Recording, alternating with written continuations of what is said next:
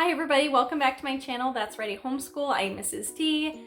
Before we go further, let me just say happy end of the school year. However you chose to educate your child, whether it be homeschooling, public school, private, online, you did it. We're at the end of the school year here for most people out there, so congratulations. Today we're going to be reflecting upon my preschoolers' first year here in homeschool. We're going to be reviewing our curriculum picks. We are going to be talking about some of the things that we learned, and I'm really excited, you guys. We're going to also talk about where my child was at the beginning of the year and where he was skill-wise at the end of the year, so you can get an idea of what we've done in a single year. So let's go ahead and hop into it. Now, before we get into our curriculum pick reviews, I want to tell you some of the things that I learned here this past year. So I confess, YouTube in particular has been very influential to my homeschooling style this past year. And I found that to actually be a good lesson to learn, that it wasn't the best fit for us.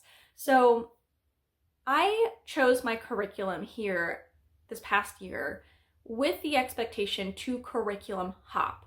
I thought that that was kind of the norm, that, you know, you just kind of test things, and then if it doesn't work, you just move on to the next one. You test things, and if it doesn't work, you move on to the next one. And so I think that I didn't make the wisest curriculum choices for my kid. Now, part of it is going to be because I had the expectation that we were going to hop, but the other side of it too was I am a new homeschooling mom, and I just didn't know what I didn't know. You know, I did not know what my child's learning style was going to be. I didn't know what kind of subjects he was ready for. I didn't understand how to assess if he was ready for particular curriculum. And I learned a lot as a teacher this past year. I've been reading more homeschooling books, more teaching books that are not specific to homeschooling. I have expanded the kind of videos that I'm watching here on YouTube. And I've also just become more aware of what not only I can do as a teacher, but what my child can do. So it was a very good year in the sense of we really started to get our stride here this past year. And I started to realize where I was going wrong as a teacher and how my approach was incorrect. It is incorrect to assume that you should be hopping. It is incorrect to assume that is normal. The ultimate goal here is to find something that's consistent for our kids that they can consistently learn on and grow with. So I've learned a lot. We'll put it that way. I also learned that I had a terrible FOMO. I did not want to miss out on anything, you guys. So I way over purchased this past year, and it was very enlightening. And I don't think I'm going to do that again. I mean, I could see where I maybe lose sight of things, but I really want to be better about realizing that we can't do everything. We can't test out every curriculum that's out there. And while there might be many fits that would be great for my kid, you know, we don't have to have it all. You know, I kind of think of this as like a wardrobe, right? Your child might fit all their clothes, but if you try to put all those clothes on at once, you know, he's going to look ridiculous. It's not going to be a good fit for the kid anymore. And that's kind of what it feels like with curriculum. You know, you get all these pieces of curriculum, these workbooks, you hang them up in the closet, and you keep trying to pull them out and put them on your kid. And then it's like, what am I doing? All I need is a couple of pieces that really are a good fit for my child, and then he can grow. So it was a really good year. It was a little bit of a hard lesson to learn, but it was a great year for learning about what we are going to do. And I'm so glad that I had that learning opportunity during the preschool year. Before we go into our curriculum picks, I do want to quickly talk about how my child has grown in the past year. So we did start our homeschooling year in May of last year. So it has been an actual year, not just a school year. And he has grown so much. So at the beginning of the year, there was no phonetic alphabet awareness, or very, very minimal, I should say. The concept of blending was just not there for him. But now by the end of this school year, he is reading very, very well. He's doing short CVC words. He's doing sentences. He's motivated. We have a collection of early readers that he just has sitting out. Right now, he's really into the Bob books. And we had purchased 4 different collections of Bob books from Costco quite some time ago. So we have collection 1, 2, 3, and 6. So we've been using those, and he randomly selects books from those 4 different collections and is able to read all of them at this point in time. Now, of course, the collection 6 is more difficult and more challenging, and sometimes he needs that guidance, but he's doing really well and is really motivated to read. I'm very proud of him with his phonetic growth.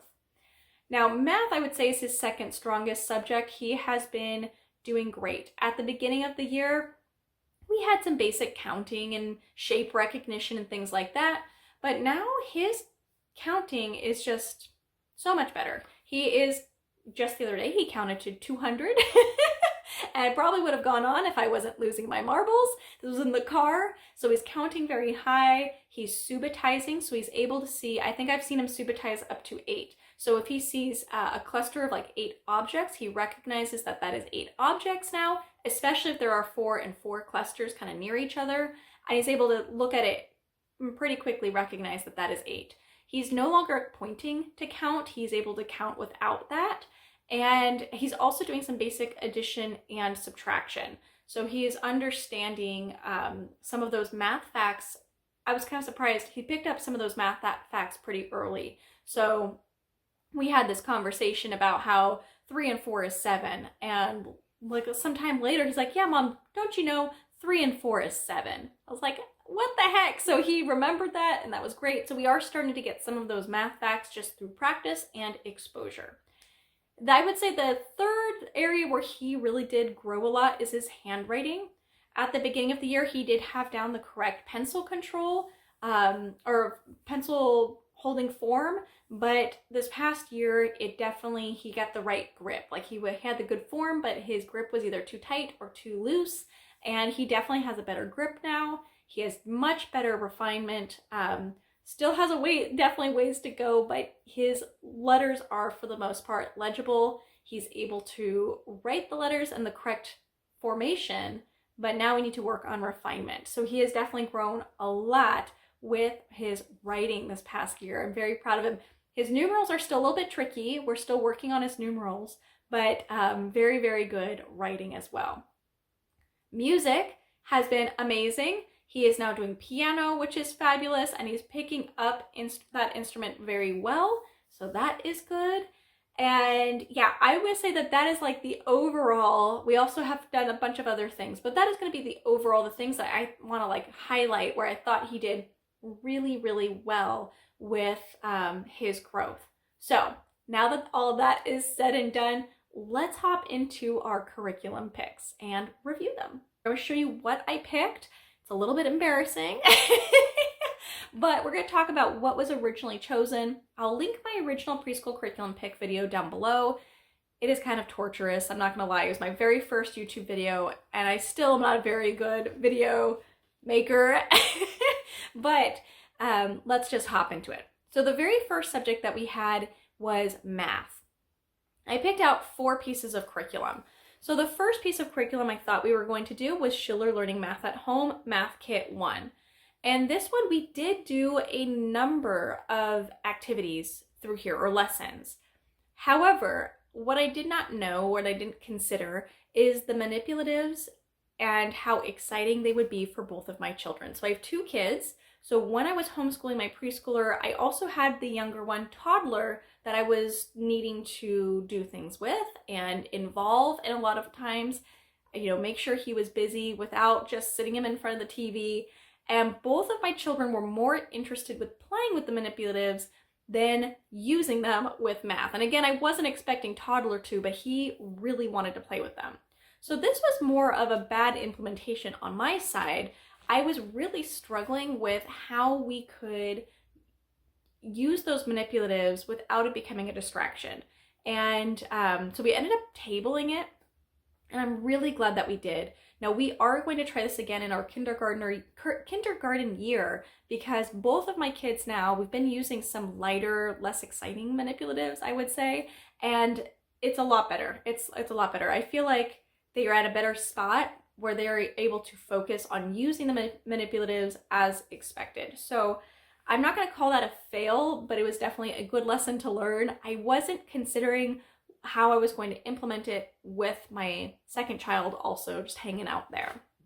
Now, the second pick that I had here for math was Mathematical Reasoning Beginning Level 1, and this was a huge success. We loved it. Not only did we finish Beginning Level 1, we finished Level 2, and we are partway through Level A, which is the kindergarten level. And my child just really loved these books, and that was perfect. The next thing that I picked up was Preschool Math at Home, and I picked this only because I saw it being talked about so positively here on YouTube, and it was just not a good fit for my family. I find that I'm the kind of teacher, especially here at the beginning, where I need things to be a little bit more scripted, and I need that repetitive play to be kind of outlined a little bit better. So this one has 7 different sections that include all sorts of things like counting. We have addition and subtraction. We're talking about quantities, writing numerals, and each section has a number of activities that you can do, some play and hands-on for these activities. And we did go through about half of this book. I felt like the activities, although they were great, are fun ways to solidify a concept. I struggled to use this as my main curriculum. Now, it doesn't mean that this is a bad piece of curriculum. It was just a bad fit for me as the teacher, learning how to implement things at home.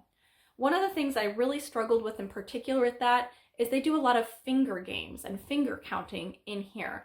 And we do sign language at home. So for us, for example, we don't hold up like 6 fingers, we would sign 6.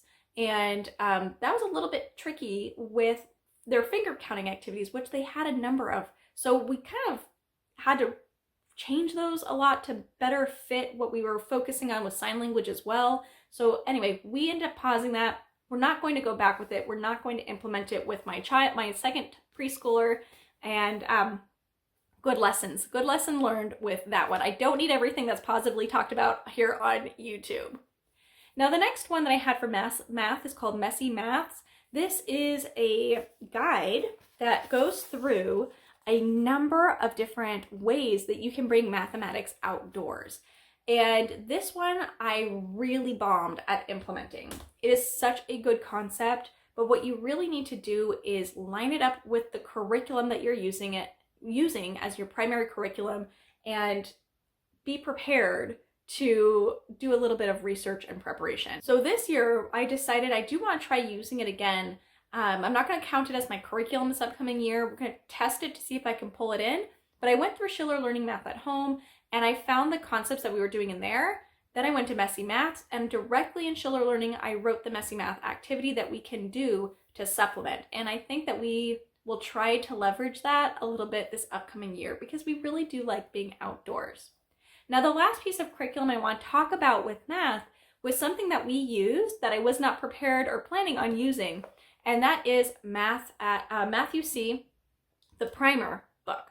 We are on lesson 12 right now through this book. We're working on it through our summer, and we started it after Mathematical Reasoning Beginning 2, and this was such a good fit, a huge hit. Those manipulatives have been a much better fit for my kid.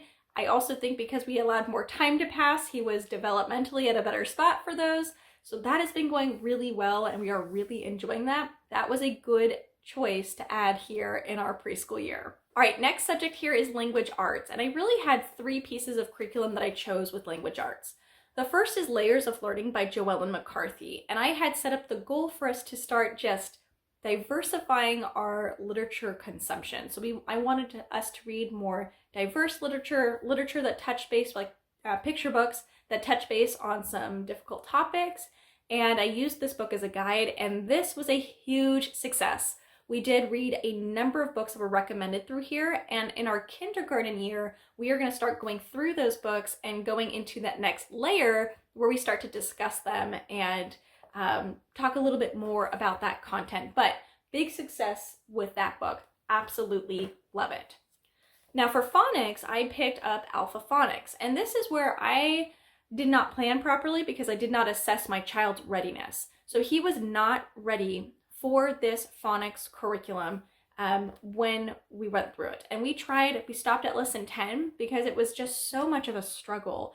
And I didn't understand at the time that the reason why it was a struggle is because I didn't prepare my child properly with learning the phonetic alphabet or the concept of blending. So we actually tabled this one, we were done with that, and I ended up pulling in 2 resources. So the first resource was kind of a family resource. We do it kind of loosey-goosey here, but it was Hooked on Phonics Level 1. This is where it talks a little bit about the sounds that the letters make. You do basic writing practice, there are songs, and this has been really enjoyable. We do really like that. However, what really drove home his ability to understand the phonetic alphabet and blending was Elemental Phonics Level 1. This is just one of the sheets from there, but we loved that program, you guys. That was such a good fit. And at first, I'm not gonna lie, at first I was like, I don't know if this is even doing anything. We were kind of repeating it, going every day. We were doing our phonics for just a couple of minutes, and it felt kind of useless. But then it clicked and I was like, okay, no, it is actually doing something. And now that we finished that, we actually stepped into a piece of curriculum I wasn't planning on using at all. So we picked up All About Reading Level 1. Now this book has been a really big success. We just finished lesson 4 and we've been kind of taking our time with All About Reading and Hooked on Phonics for him right now. And that has been a really, really good success. So phonics, although I didn't plan properly, has been a very positive subject that we have had some good experience with this past year. The other piece of curriculum that I had pulled out for language arts was the Explore the Code Primer series, books A, B, and C, and this one was actually a really, really big success. We are at the tail end of book C, and we do absolutely love these books. I will link in the description my review on book 1 or book A, and we will be doing a review of books B and C together in another video. The next subject that I thought we were going to be covering is French, and I picked up 2 pieces of curriculum. I picked up Mon Cahier. This is a workbook that I was not prepared to use. However, we tabled it and we are using it as part of our French curriculum in kindergarten because I have an actual curriculum. So this will be a supplemental workbook for our actual kindergarten pick. So not a success in my preschool year because I did not know what I needed to implement something like this. This is definitely more of a supplement, not a curriculum. The other thing here is the Language Together book series. This is set 1 for French for kids. And we really, really, really love these books, like a lot. So I actually just purchased set 2. We have read all of these multiple times. We have listened to them multiple times. And although we didn't actually focus on French like I was hoping to this past year, we did have some really good exposure. And this was something that we did use and we did really enjoy. The next subject that I had lined up was outdoor time. And I was expecting us to use this book here, which is 1,000 Hours Outside. Obviously not doing 1,000 hours. This is just a resource. And I did not use this at all. It is still a really cool guide. I still really like it, and I'm hoping for us to use it, but not really as a homeschooling guide. I felt like these were great ideas for things to do outside, but at this point in time, my kids are just happy, you guys, being outside and digging in the dirt. Like, I did not need to have outdoor activities specifically planned. So I definitely learned, like, although those look really cool, I think I'll still grab some activities from there in the future. My kids didn't need that. We needed to just be outside and allow the exploration, the natural exposure, the conversations. We didn't need to have that. That was definitely a flop. All right, the next subject that I had put aside for my child was music. I also talked about musicians and artists, and I kind of bundled those all together. So for music, I was planning on us using the Prodigy's music program, and we love it. We have been using this for literally years.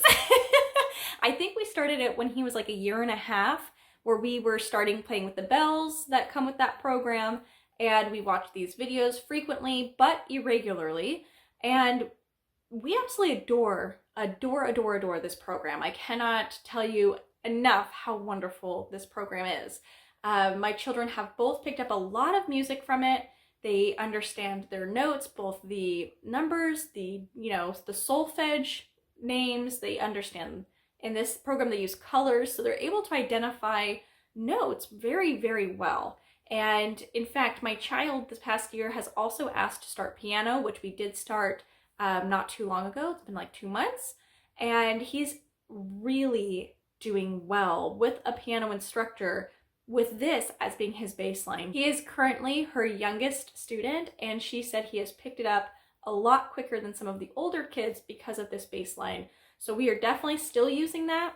I don't plan on stopping using it. And in fact, we actually just recently started it over with piano and bells and re-practicing our solfege hand signs. And it's just been really, really good. My children both love that one. Now for artists and musicians, I was planning on going through Blossom and Root Early Years Volume 1, which we did go through a decent amount of it. I will link in the description down below my review of this. It wasn't the best fit for my family. We did stop it. We're not going to be starting it again with my preschooler that's coming up, and we're not going to try implementing it again with my kindergartner.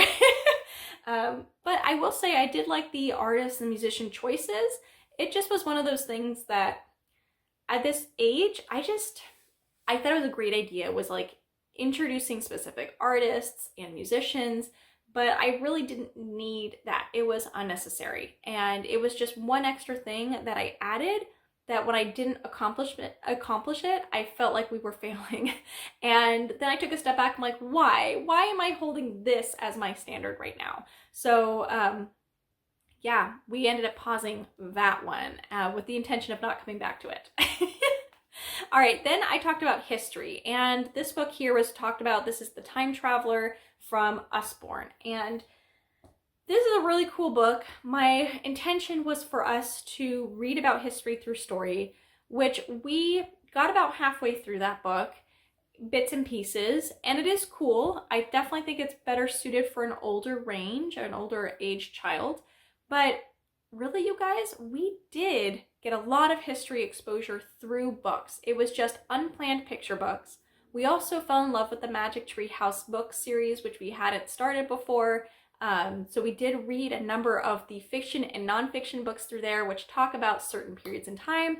And that was a better fit for a preschool age versus just like a textbook. Even though this is a fun textbook with a lot of color and pictures, this is definitely something that we will pull out when my kid is older. And yeah, it was interesting, but not the right choice for preschool. Now, two things that kind of relate to this that we weren't planning for. We took like a more social studies sort of approach. So I did start with my child the Core Knowledge, Let's Explore Our World.